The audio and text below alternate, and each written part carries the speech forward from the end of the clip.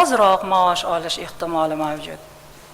Now, some people conclude from this, well, maybe it's not so great to study the humanities or education because my salary in life will not be so good.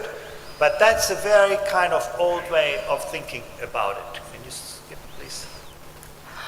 Lekin bu bilan men san'at yoki gumanitar yo'nalishda shug'ullansam, shu yo'nalishda o'qisam, demak men yaxshi oila olmas ekanman degan xulosa chiqarish hali erta. We ask ourselves, if we look at the people in the most innovative jobs today, what did they study?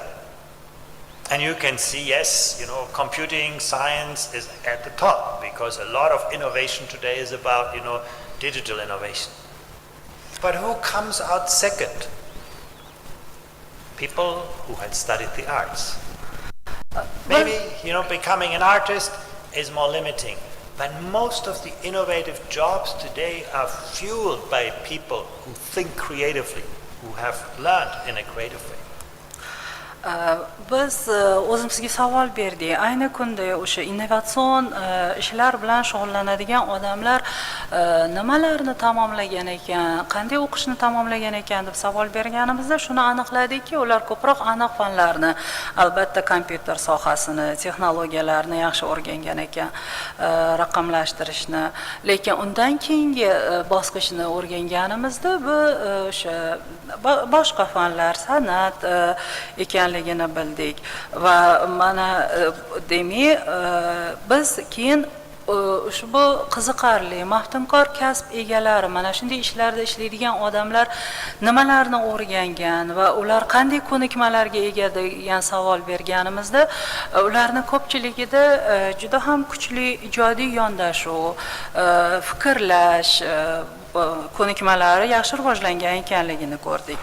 So in the 21st century, don't think of, the arts and computing science as two opposing ends of a spectrum. Think about them as two sides of the same coin. You want the creative engineer and you want a sort of scientist who can imagine. Demak, 21-asr kasblari, mana shu lavozimlar aytib o'tilgan yuqoridagi fanlarni yoki yo'nalishlarni bir-biriga qarama-qarshi qo'ymaydi albatta. Aksincha, ular olim shunday bo'lsinki, unda ijodiy yondashuv, zarur fikrlash bo'lsin va har qanday ishning mutaxassisi har tomonlama ko'nikmalarga ega bo'lishini talab qilayotganiga guvoh bo'ldik. So let's think about the future of education and the heart, the ideas of the PISA assessment. Education has many dimensions.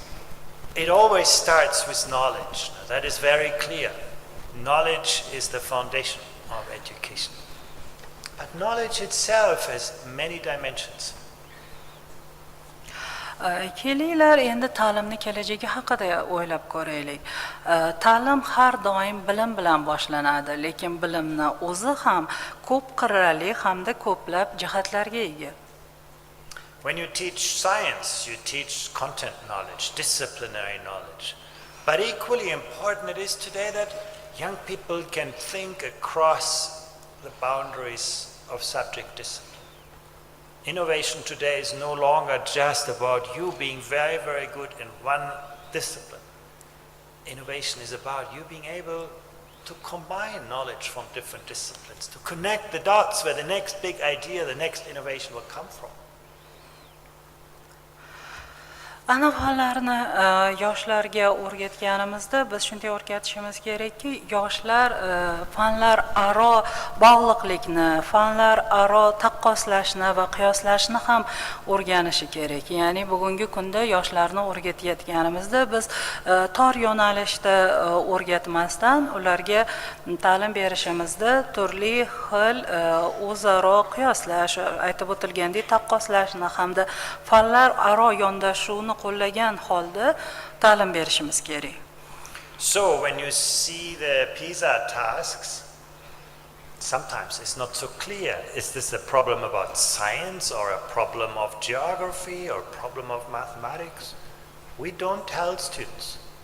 We expect students to be able to employ different lenses, different disciplinary lenses to a problem. And sometimes a PISA task requires multiple competences to be employed, to be successful.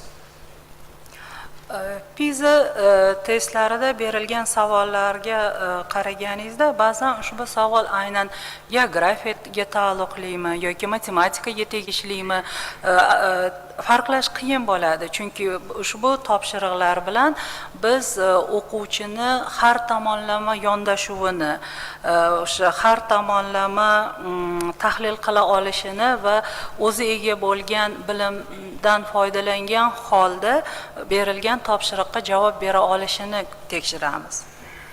But this is not the end of the story. Actually, what is much more difficult is to teach deep conceptual understanding. In the past, we taught a lot of knowledge at the surface. In science, a lot of knowledge about biology, chemistry, and physics. But what is more important in the future is to be able to think like a scientist. Can you design an experiment?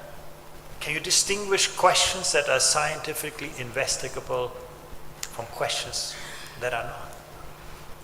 So in a PISA assessment, we do not ask for the knowledge at the surface. We ask whether students have that deep conceptual understanding. We do not test whether they can calculate an exponential function in mathematics. We want to see whether they understood the idea of an exponential function.